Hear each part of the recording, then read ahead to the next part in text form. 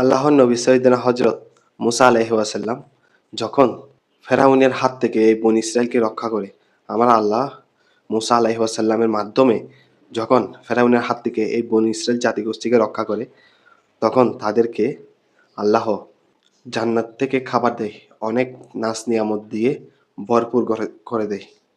আমার আল্লাহ এই বনী ইসরাইল জাতিগোষ্ঠীকে নাজ নিয়ামত দেয়, আল্লাহর রহমত দেয়, নাজ নিয়ামত দিয়ে ভরপুর করে দেয়, জান্নাতি খাবারের পর্যন্ত ব্যবস্থা করে দেয়।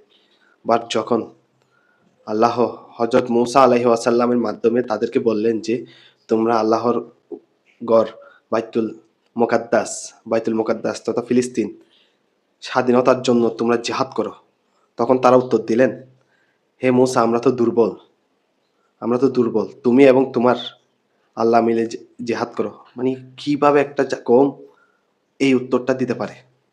কিভাবে একটা কম এই উত্তরটা দিতে পারে?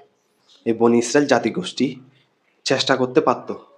সাহায্য করার মালিক আমার আল্লাহ, সাহায্য করার মালিক আমার আল্লাহ। বনী ইসরাইল জাতিগোষ্ঠী মূসা আলাইহিস সালামকে এই উত্তরটা না দিয়ে যে তুমি এবং তোমার খোদা জিহাদ করো, এই উত্তরটা না দিয়ে তারা চেষ্টা করতে পারত, সাহায্য করার মালিক ছিল আমার আল্লাহ।